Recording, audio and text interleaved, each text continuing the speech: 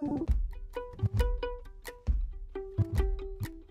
I wasn't a dancer, I think that I would be a neurologist, which was a huge interest. Yeah. But I don't know, I love what I do, and I mean, you had doubts coming in, and now I'm here, and I don't think I doubt it at all. I love what I'm doing. But in another life, maybe I would do the neurology. So you're acknowledging that there's kind of like a risk at going to art school, sort of.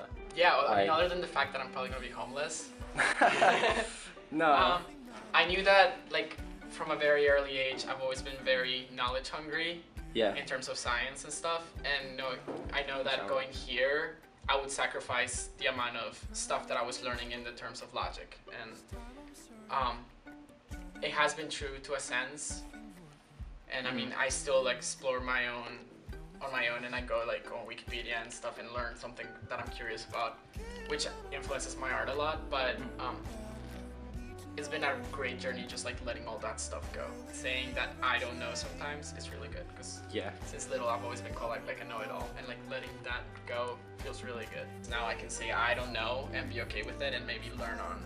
What would you say to someone who's really into art, but they don't really have the support like from their family morally or financially?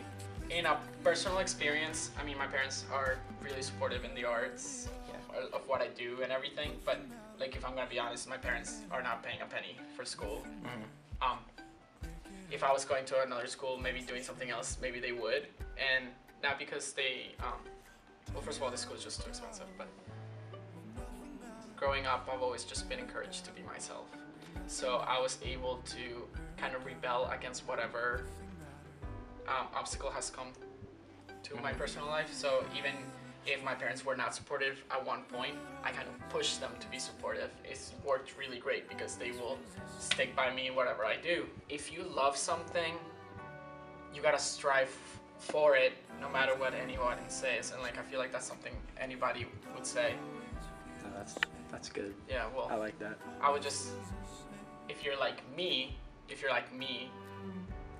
make your parents understand, rather than just get like a fuck you attitude and doing whatever you want, or instead of letting them take you down, try to make them understand what you love, you know, show them, and not to prove them wrong, but just show them what it is that you like. And if they don't support you in that, then you gotta let those people go, rather than try to like hate them and stuff. Just let them go. Where does my frustration go? I don't know, because a lot of kids like to take their frustration on like violent things or drugs or whatever. And whenever I'm sad and like I want to cry, for some reason my body just wants to move, and then I start dancing. And 10 minutes later, I'm like, wow, that was great. I feel like I'm just gonna go back to bed and watch Netflix. So, if you took my art away, I just wouldn't know what to do with my frustration. The person I would be the same person, but I don't know how to vent out my feelings, or where to take those feelings. And I don't know. Like, I just don't know, and that's a scary thing, especially for a dancer, just because we are at the risk of losing that art form every day of our lives that we just go in the studio, because you break this and it's gone. And a lot of people have gone without their art in my art form for a while, because people break their legs all the time. Thankfully not me, but I see those kids, and I mean, they're miserable at the studio, just sitting there like watching. But the good thing is that I can always dance. I don't need my legs to dance. I can just move my upper body and I can still dance, you know? But there's definitely like that feeling of confinement. And I always have the urge to expand my body, to move, to just move.